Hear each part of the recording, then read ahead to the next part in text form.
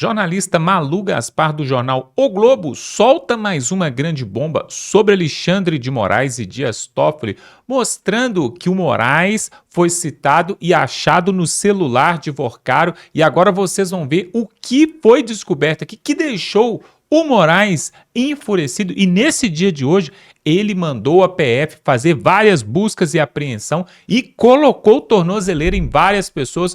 Por causa disso aqui que nós vamos mostrar, foram vazados novos dados e informações da esposa de Moraes e o Moraes ficou tiririca da vida. Nós vamos trazer tudo isso aqui. O jornalista vai trazer para nós aqui, direto de Londres, onde ele tem informações privilegiadas que aqui no Brasil nós não conseguimos ter. Preste atenção nessa matéria, dá um like nesse vídeo e já se inscreve aqui nesse canal para ver outras matérias sobre o Supremo, sobre Moraes, sobre o Lula e esse ano eleitoral. Confira aí essa matéria e voltamos em seguida. A Malu Gaspar acordou hoje disposta a jogar tudo no ventilador. Segundo um artigo que ela publicou, melhor dizendo, uma matéria que ela publicou no jornal O Globo, o nome do ministro Alexandre de Moraes é citado ali em várias mensagens do telefone do Vorcaro. Telefone esse que a Polícia Federal conseguiu, utilizando ferramentas israelenses, a encontrar ali discrepâncias, brechas, para recuperar mensagens que haviam sido deletadas. Segundo Malu Gaspar, nas mensagens, troca de conversas ali sobre pagamentos para a esposa do ministro Alexandre de Moraes, a Viviane Batti. E mais, tem mais. Conversas com políticos também entraram na questão. E diz a lenda, segundo fontes da CNN, que o nível de mensagens envolvendo políticos, deputados, senadores e um presidente de partido é semelhante ao nível do período da delação da Odebrecht na Lava Jato. É disso que nós estamos falando. Mas voltando aqui a Malu Gaspar, ela diz que não é coincidência que o ministro Alexandre de Moraes e Toffoli trabalhavam juntos aí nessa contenção da crise do Banco Master. E ela fala que a Polícia Federal irá preparar um relatório sobre o conteúdo encontrado no telefone do Vorcaro referente ao ministro Alexandre de Moraes. Você acha, tá pouco, quer mais? Segundo a Malu Gaspar, a Polícia Federal agora sim fará esse relatório porque trocou ali, tivemos a troca do ministro relator do caso.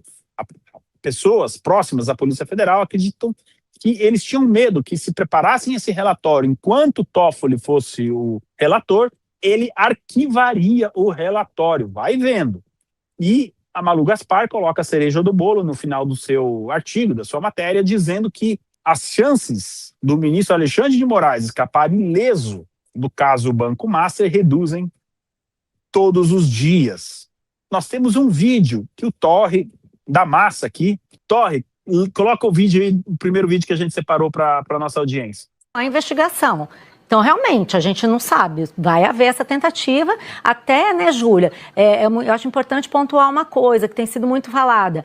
O ministro Toffoli não atrapalhou a investigação porque ele deixou andar todas as fases. Ok, mas olha o que nós estamos falando aqui. Várias sementes ao longo desse rito para gerar nulidade. Foram plantadas sementes. Então, isso é sério. E eu acho que se os ministros do Supremo vão se sentar agora e vão se reunir para discutir o que fazer com esse caso, eles precisam também discutir como que eles vão fazer para que esse caso siga sem nulidade, sem ser anulado, porque senão é uma pizza, é uma grande de uma pizza. E pode ter muita gente que não tem interesse, né? Mesmo no Supremo, de que a investigação continue, né? Tem outro ministro aí que também está no alvo, que é o ministro Alexandre de Moraes, com o contrato da mulher dele, né? Esse celular não é um celular que só fala do Toffoli, né?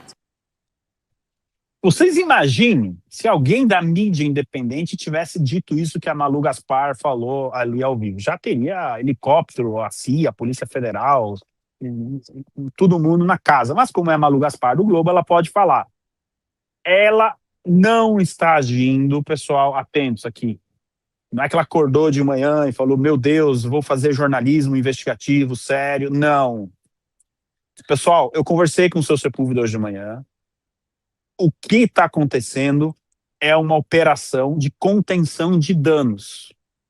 E a marmelada que saiu do pote é tanta, mas tanta marmelada, que talvez essa contenção seja necessária a queda de ministros como Toffoli e o ministro Alexandre de Moraes. Ontem, o Paulo Henrique analisou aqui com a doutora Fabiana Barroso, uma saudação aqui para ela, a questão da Folha de São Paulo ter colocado ali o que ela pensa, o que a Folha pensa. E a Folha pensa que o Toffoli precisava deixar a relatoria, isso aconteceu, e também o seu cargo ali, né, a sua ocupação de ministro da Suprema Corte. Eu estou curioso para saber o que a Folha pensa agora sobre as revelações aí do celular que invocaram em referência ao ministro Alexandre de Moraes. Então, neste momento, nós estamos num momento de contenção das coisas por parte do establishment brasileiro, tá? E a oposição precisa se unir em torno dessa questão, ela é extremamente importante. E por que a oposição precisa fazer isso? Porque é por bem da população. Nós precisamos descobrir o que aconteceu e que justiça seja feita. E esse é o papel da oposição, dar voz justamente às pessoas, se organizar para ir para cima disso tudo. Agora, nós também temos bastidores, porque ontem, gente, eu queria ser uma mosca. Vocês também queriam, eu sei que vocês também queriam. Teve uma reunião, né, dos 10 ministros, no momento caras aqui do PH Vox. E como o Torrismo Cultural colocou aí na tela, o clima de forte tensão em reunião reservada no STF. Ministros discutem afastamentos e impactos internos na corte. Nós temos aí até uma matéria do Metrópolis, né, um print aí do jornal Metrópolis, que coloca que o clima realmente foi tenso. E por que o clima foi tenso? Porque o Toffoli não queria abandonar a relatoria. Até os 45 do segundo tempo, ele não queria deixar a relatoria. Eu não sei quais argumentos utilizaram ali. Eu presumo que o Fachin foi para essa reunião munido se diz, né? Abastecido pela Polícia Federal das informações do telefone, e ele compartilhou isso com os colegas, e o clima ali realmente foi de tensão, como colocou ali o Metrópolis, tá?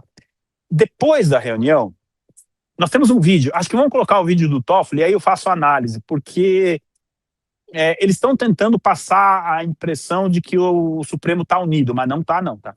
Pois não, Torre, mais um vídeo que a gente separou aí. Fala um pouquinho com a gente, ministro. É a melhor saída, ministro? O senhor vai sair, ministro? Vai sair do caso, ministro? Por que motivou isso, ministro? Como foi a reunião, ministro? O clima foi bom? Excelente. Dá uma palavrinha, ministro. Tudo, né? Bom, pode botar de novo, vamos escutar. Recebeu essa decisão? Boa noite. Como você recebeu essa decisão, ministro? Fala um pouquinho com a gente, ministro. É a melhor saída, ministro? O senhor vai sair, ministro? Preste atenção na pergunta, que agora ele fala que foi tudo unânime. Olhem só.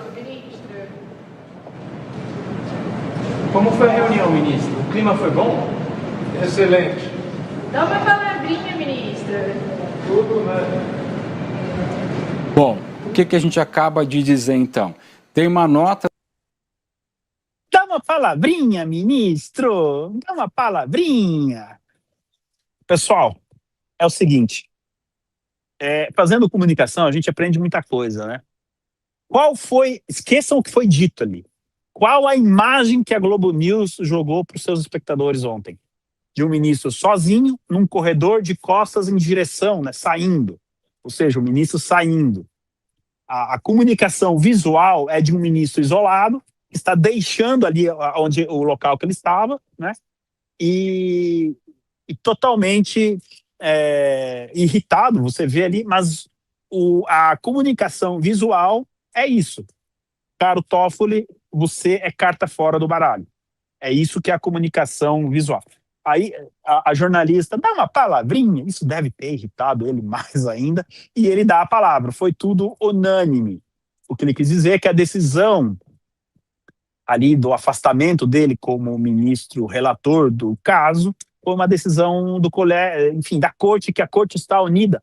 nem ele, nem a jornalistinha queridinha ali acredita, e ninguém acredita que isso tenha sido unânime e que tenha sido assim nesse clima cordial que ele diz. A cara de boleto vencido dele ali da saída da reunião, é a cara de quem sai do RH e sabe que está com, enfim, que a coisa não foi muito boa, a reunião do RH na quinta-feira às 9 horas da noite, 8 horas da noite. Então, primeiro eu quis fazer essa questão da imagem que a Globo News colocou ali de maneira até assim proposital, na minha opinião.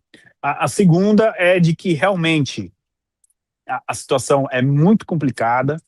Saiu uma pesquisa que parece bastante irrelevante, mas não é. 82% da população diz que o STF precisa de um código de ética. Esse número pode ser até um pouco maior, tá? Mas 82% é um número altíssimo. E quem se colocou contrário ao código de ética é justamente o Toffoli e o Moraes. Eu acredito, ontem o senhor Sepúlveda fazia uma análise, né, infelizmente teve um problema de luz, mas de energia, de que existe uma leitura em Brasília que, não, sai o Toffoli, entra o Messias, e aí entra o Pacheco na vaga do Barroso, porque assim nós ficaríamos com as duas alas do Supremo satisfeitas. Bom, isso não vai acontecer, porque agora a gente está vendo essa operação aí de queda do ministro Alexandre de Moraes. Eu acho mais fácil o Toffoli cair politicamente falando, né, metaforicamente falando, como ministro da Suprema Corte, e aí nós ficaríamos com 9 juízes. Que tem uma questão aqui que ninguém fala, né? Precisa ser número ímpar. Aí nós ficaríamos com 9 juízes, e essa situação se arrastaria até o próximo presidente, se Deus quiser, meu amigo, indicar os substitutos ali da corte. Né? Porque o importante é ficar com um número ímpar.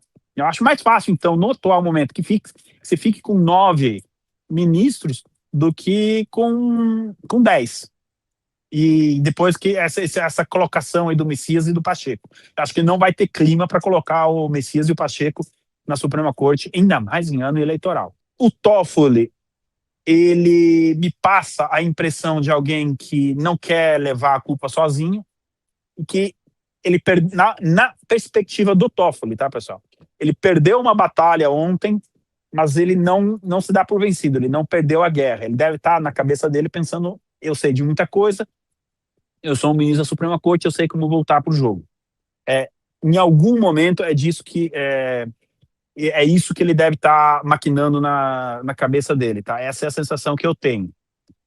A gente começa a ver alguns atritos também. A porta-voz do regime, aí, a Mônica Bergamo, ela coloca que membros da Suprema Corte não gostaram que a Polícia Federal tenha feito uma investigação sem a autorização, digamos assim, da corte, né? Torrismo cultural. Você pode colocar o print aí, por gentileza, da Mônica Bergamo para nossa audiência. E aqui também a gente entra numa zona cinzenta, porque... é vídeo ou não, é print. A gente entra numa zona cinzenta porque, ok, a polícia precisa investigar o Vocaro. Para investigar, precisa ter acesso ao celular dele. Uma vez que tem o acesso, aparece o nome do ministro. Quer dizer, não dá nem para dizer que a Polícia Federal fez isso de maneira totalmente proposital. Não, estamos investigando o ministro. Não, a investigação começa pelo Vocaro. Aí se o ministro, no caso agora os ministros, no plural, tem ligações com o investigado, uma situação um pouco mais complicada. Alguém coloca aqui que o Planalto largou a mão do Toffoli. Na minha humilde opinião, largaram 2 mãos, tá? Largaram a do Moraes também. Para para Malu Gaspar vir a público e fazer as declarações que ela está fazendo é porque largaram a mão dos 2, não só de um. A Malu Gaspar, no artigo de hoje de manhã, ela fala que não é coincidência que o Toffoli e o Moraes estão trabalhando juntos.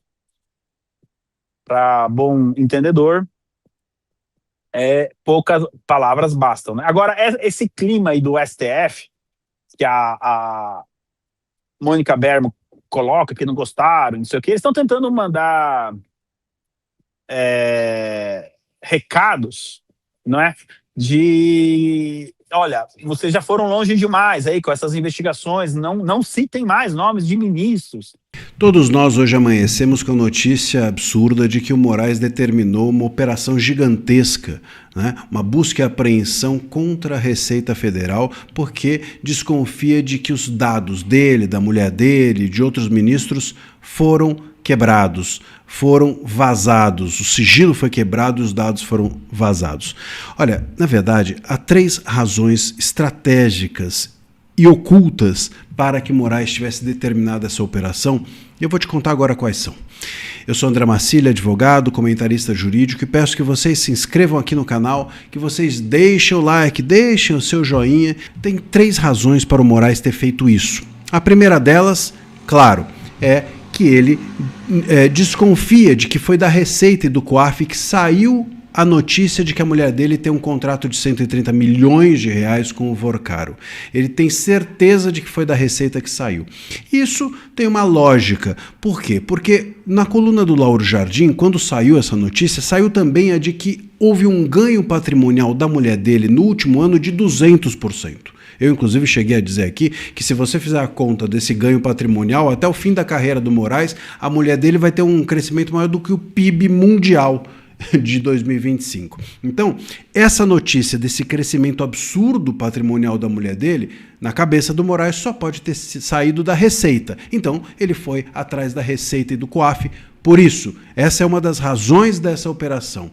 A segunda razão é de que o Moraes desconfia, e isso está saindo na imprensa, o Metrópolis publicou, inclusive, também, que o Moraes está desconfiado de que novos vazamentos podem ocorrer porque os servidores que quebraram o sigilo dele, da mulher dele e dos ministros do STF venderam esses dados para terceiros. Essa é a desconfiança. Repito, está na imprensa de hoje que o Moraes suspeita de que venderam os dados dele. Os servidores que quebraram o sigilo venderam para terceiros os dados dele. Ele quer saber quem vendeu, para quem e quanto que isso custou. E, claro, chegar nessas pessoas que supostamente compraram esses dados para tentar barrar que novos vazamentos surjam. Pode ser paranoia do Moraes? Não tenho a menor dúvida de que algum grau de paranoia o Moraes está sofrendo e não é de hoje. Mas, enfim, se há um fundamento nisso, o Moraes agora começa a buscar esse rastilho de pólvora que pode estar por aí. Sabe-se lá em quantas mãos, se isso aconteceu mesmo, mas esses dados e informações podem estar. E aí o Moraes sabe que isso vai ser muito difícil de segurar. E outros vazamentos ou outras informações, portanto, surgirão. Ou seja, tem mais coisa por aí para vir e o Moraes está com medo. E aí entra o terceiro ponto. Como ele está com medo e como provavelmente tem mais coisa para vir, né?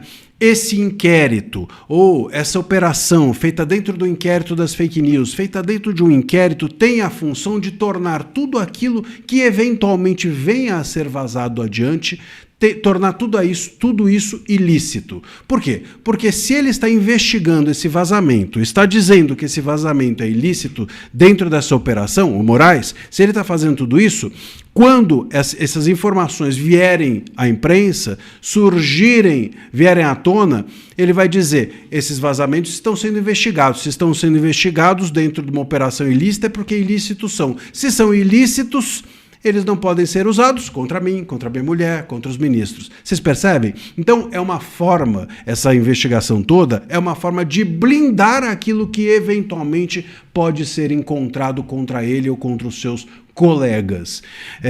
O Moraes está paranoico? Está paranoico como aqueles ditadores em fim de carreira. O Moraes quer blindar-se? Quer blindar a si, a sua mulher e aos seus colegas. E para isso ele não tem a menor vergonha de cometer absurdas ilegalidades como a abertura desse, ou como a determinação dessa investigação e dessa operação completamente sem nenhum cabimento, sem nenhum dado, sem uma motivação da Polícia Federal, da sua própria cabeça. Ele pensou e fez, como se o Brasil fosse ele ou fosse dele. O STF está implodindo. Ministros atacam Alexandre de Moraes na imprensa. Gente, eu nunca imaginei que eu veria isso. O todo-poderoso Alexandre de Moraes está sendo atacado justamente pelas pessoas que o brindavam até ontem, por seus próprios colegas. Olha, depois disso, tudo pode acontecer. Isso que eu vou trazer para vocês agora é um desdobramento direto do escândalo que está acontecendo nesse exato momento no STF e que tem como protagonista novamente Alexandre de Moraes. E dessa vez nem mesmo os colegas do Moraes do Supremo aguentaram. Ministros correram para a imprensa para acusar o Moraes de estar praticando um abuso. E não é o Bolsonaro, não é o Geyer, não é o Nicolas Ferreira, não é o Marcel, não é a Revista OS, não é a Gazeta do Povo, não sou eu. Enfim, as escamas dos olhos caíram e os próprios colegas de Alexandre de Moraes estão apontando o dedo para ele. Nós nunca vimos um sinal tão forte de perda de apoio de Moraes dentro da corte. O Estadão, gente, acabou de revelar que ministros do próprio STF estão reclamando da devassa que o Moraes mandou fazer na Receita Federal, o que só piorou com a operação de hoje da Polícia Federal, que aparentemente foi contra justamente os servidores que teriam vazado para a imprensa os dados da esposa do Moraes. Eu já fiz um vídeo mais cedo sobre isso, se você perdeu, depois assiste lá e agora veja aqui comigo o que saiu na coluna da Carolina Brígido lá no Estadão. Ministros do STF reclamam de pedido de rastreamento feito por Moraes à Receita Federal. Essa é a manchete. Ministros do STF reclamam do procedimento adotado por Alexandre de Moraes de pedir à Receita Federal um rastreamento nos seus sistemas para verificar se houve quebra de sigilo de dados de cerca de 100 pessoas, incluindo os ministros da corte e os seus familiares. A suspeita era de que a lista contava com pais, filhos, irmãos e cônjuges dos 10 ministros. Um integrante do Supremo disse ao Estadão, em caráter reservado, que somente o presidente do tribunal, Edson Fachin, poderia fazer esse tipo de pedido a partir de um requerimento da Procuradoria-Geral da República. Outros 2 ministros concordaram com essa ponderação. Gente, isso aqui é absurdo, isso aqui é surreal, vejam só como que essa informação ela é importantíssima. Pelo menos 3 ministros do Supremo concordam que o Moraes fez uma ilegalidade tremenda, usurpou de poderes que são do presidente do Supremo, de um dos poderes que é de um deles mesmos, do ministro Edson Fachin, praticando um abuso de poder. Isso aqui significa dizer que se essas novas decisões do Moraes forem avaliadas por uma turma do Supremo, se esses 3 ministros estiverem lá, já tem uma maioria contra o Moraes, suficiente para derrubar essa decisão que ele deu. Mais ainda, se o julgamento dessas decisões do Moraes fosse ao plenário e esses ministros sustentassem esse entendimento aí, que eles passarem off para a imprensa, já seriam 3 votos contra o Moraes, faltando apenas mais 3 para se formar uma maioria contra Alexandre de Moraes na corte. Isso aqui é um sinal claro de que Moraes perde apoio dentro da própria corte. É um sinal claro de como que os escândalos aí do Master, com seus tentáculos em Toffoli, em Moraes, está implodindo a corte. E isso tudo aqui é ainda mais grave quando você para pensar que esse aqui é um caso em que o Moraes está blindando os próprios ministros e os seus familiares. Ou seja, isso aqui é um caso explicitamente corporativista, em que o Moraes está lá procurando para ver se alguém está violando o sigilo dos ministros ou dos seus parentes. Tinha tudo aqui para os colegas do Moraes apoiarem ele. Isso mostra que nem assim os ministros estão do lado do Moraes. Isso é gravíssimo. Não é a oposição dizendo isso, não sou eu dizendo isso. São os próprios pares de Moraes dentro do tribunal. Só que tem uma coisa que esses ministros não só podem, como eles devem fazer. E existe um precedente na corte para isso que pode expor demais Alexandre de Moraes. E agora, o que eu prometi para vocês? Reclamar na imprensa em caráter reservado, embora seja muito importante, é o mais fácil. O que esses ministros estão aqui nessa matéria, eles precisam fazer é agir dentro do tribunal, como o ministro Fux fez muito corajosamente na ação do golpe, na ação da trama golpista, votando, ainda que seja sozinho, apenas com a lei do lado dele, como o Fux fez, contra todas as ilegalidades ou morais. Os ministros, eles precisam seguir esse exemplo do Fux. O presidente do Fux aqui, gente, é o melhor de todos, porque foi o mais difícil e que trouxe muitos sacrifícios pessoais ao próprio Fux, que ele enfrentou de cabeça erguida. Como os ataques que ele sofreu dos próprios colegas na imprensa, até mesmo de forma pública, como o ministro Gilmar Mendes dizendo que o voto do Fux era incoerente. Mas na votação do Marco Civil, nós tivemos também o Fachin, o André Mendonça, o Nunes Marques, também corajosamente votando para proteger a nossa liberdade de expressão contra a regulamentação censória que estava sendo feita pela maioria do tribunal. Então vejam como você ter ministros com a coragem de ter uma postura pública e tomar decisão contra a maioria é importante. Mas afinal, o que os ministros podem fazer? Tem 2 caminhos concretos para ação. Antes isso seria muito difícil, mas agora com esse escândalo do Master envolvendo Moraes, Toffoli, o STF está implodindo e agora tudo ficou muito mais fácil. O primeiro caminho para ação, gente, é a turma. Se o caso for a turma do Moraes, os colegas podem fazer maioria e derrubar a decisão. Agora, quando a gente olha para a turma do Moraes, isso parece quase impossível, porque a primeira turma ela está dominada com o Flávio Dino, com o Zanin, com a Carmen Lúcia, fazendo aí todas as vontades do Moraes. Mas existe um segundo caminho, que é o plenário. Qualquer ministro pode levar ao plenário uma questão de ordem sobre a legalidade desse inquérito que está sendo conduzido pelo Moraes.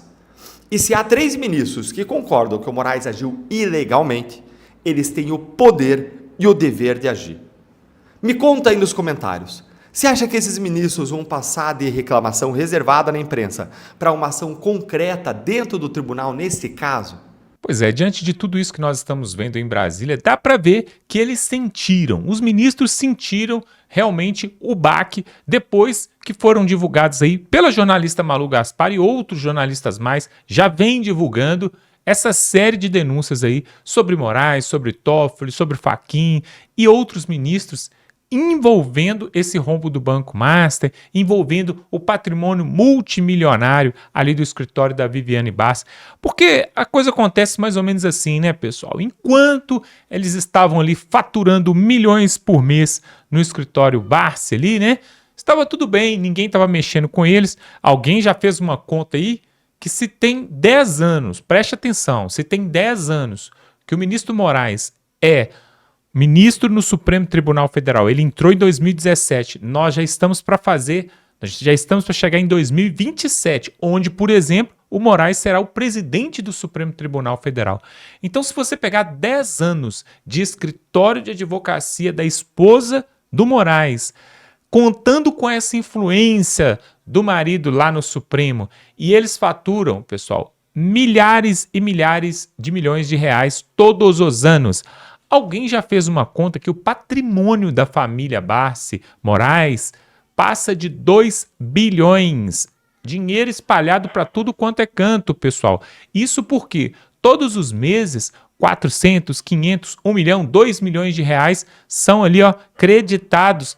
E muitos desses honorários, entre aspas, é como aquele lá do Banco Master, 130 milhões para não fazer nada. Uma única causa que ela tentou defender e ainda perdeu. Ou seja, são fictícios, não existe honorário, não existe honorário. Em alguns casos, em outros, claro que deve existir, lógico que é um escritório de advocacia e que deve representar-se em algumas causas normalmente, como qualquer outro escritório agindo normalmente. Agora, a grande verdade, pessoal, é que nesse país, se esse país fosse um país de pessoas sérias, isso deveria ser inadmissível. Alguém da família de um magistrado da Suprema Corte ter um escritório e estar ali tendo influência por causa do seu marido, do seu esposo, por causa do pai, da irmã, do amigo, que faz parte do judiciário. Isso não poderia acontecer jamais.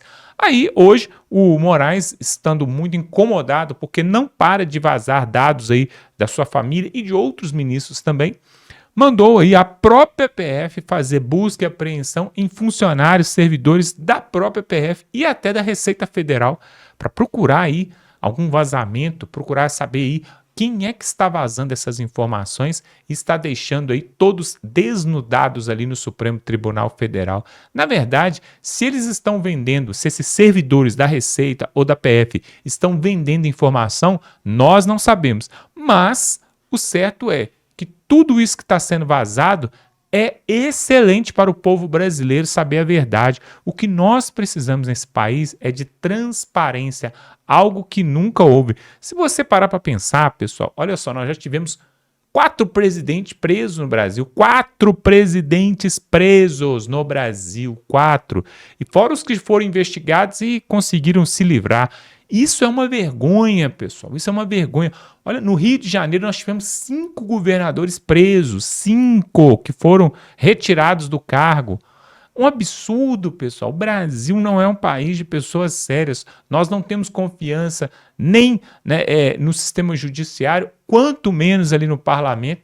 O parlamento também é outro lugar, né? Que ali os lobistas, né? O que são os lobistas? São os amigos de parlamentares, de senadores, de deputados que têm contatos com empresas multimilionárias, tanto nacionais quanto internacionais, e para conseguir influência, para conseguir passar algumas leis, alguns projetos de leis, eles têm essas amizades entre aspas, com senadores, parlamentares. E aí, pessoal, são vários presentes que eles recebem, desde relógios de luxo até viagens internacionais, entradas em jogos de futebol. Agora mesmo no Carnaval, teve um deputado que deixou claro, eu não vou falar aqui o nome, eu vou contar o milagre, mas não vou contar o nome do santo, né, para não comprometer. Um deputado que falou claramente que ele recebeu, né, um convite para poder participar ali de um camarote especial em Salvador que custa uma fortuna, pessoal. Um camarote ali todo fechado só com famosos, com celebridades. Esse deputado de Brasília, ele recebeu esse convite de um empresário, um mega empresário que falou, olha, eu te dou ali para você e sua família ali estar ali no camarote, né? E estar ali exposto ali, poder participar de tudo free, tudo de graça. Você quer ir? Você é meu convidado de honra. Claro que isso não é de graça, pessoal. Aí esse deputado, por sinal, ele não aceitou. Ele falou, não quero, muito obrigado, não é para mim. Por quê? Porque ele sabe que isso ia sair muito caro, pessoal, muito caro. Vamos supor que um camarote ali custe, sei lá, 50 mil, 100 mil reais para a família toda, para 5 pessoas, 100 mil reais. Mas esses 100 mil reais vai sair muito mais caro lá na frente. Se todo político parlamentar tivesse a integridade deste aqui que eu estou citando, o Brasil seria diferente, pessoal. Mas, na verdade, ali na política, no judiciário e até no executivo, parece que vale de tudo, né? Vale tudo. O que não pode é você pegar um simples batom e escrever numa estátua. Aí você pega 17 anos de cadeia. O que não pode é você subir num carro de som e chamar um ex-presidiário de ex-presidiário. Aí você é condenado a 27 anos de prisão, como aconteceu com Jair Bolsonaro. O que não pode é um deputado, por exemplo, falar poucas e boas e verdades ali, como o Daniel Silveira, por exemplo, e pegar outros anos de cadeia também. Então, isso não pode. Agora, roubar o povo brasileiro no Brasil não está proibido. Não está, pelo menos para os poderosos e para os amigos do rei. Agora, se você for uma pessoa normal, uma pessoa comum, do baixo clero, aí você não pode fazer isso, porque você vai para o chilindró. Pessoal, um pipoqueiro que estava lá na praça no 8 de janeiro foi preso, me parece que está preso até agora. Aliás, ele foi solto, mas ele ficou mais de 2 anos preso. Uma pessoa que estava ali com síndrome de Down, uma pessoa que tinha problema de saúde, foi presa também. A pessoa não sabia nem por que estava ali, foi presa. Olha o bom senso que não tem nenhum deste povo, né? E agora, ainda bem que está pipocando aí esses escândalos, toda semana sai um escândalo novo, isso é excelente para a democracia, para a real democracia, não aquela lá que o Barroso falou, né? Vencemos o bolsonarismo e devolvemos a democracia para o Brasil. Isso não é democracia. Democracia é quando a vontade do povo é feita, mas para a vontade do povo ser feita, é preciso que haja uma faxina geral nos 3 poderes. Você é a favor da faxina geral? Coloque aqui, faxina geral nos 3 poderes, nos comentários. E eu vou te pedir uma coisa, dá um like nesse vídeo, pessoal. Preste atenção, se você quer que essas denúncias cheguem a mais pessoas, você precisa dar um like nesse vídeo para que o YouTube possa entender que esse vídeo é relevante e aí ele vai mandar para mais pessoas. É hora de a gente interagir, da gente ficar participante, pessoal. A direita está muito calada, está parada. Por isso é que a esquerda tem feito o que fez aí nos últimos 20 anos no Brasil. Inclusive tem uma frase aí famosa, eu não sei de quem que é o autor dessa frase, mas que fala: o problema não é a voz dos maus, é o silêncio dos inocentes. Quando os inocentes se calam, os maus, eles sobrepõem e eles aparecem, né? Então, dá um like nesse vídeo, se inscreve no canal, compartilha esse vídeo com o máximo de pessoas que você puder, porque nós precisamos mostrar para todo mundo que essa roubalheira e corrupção em Brasília tem que acabar.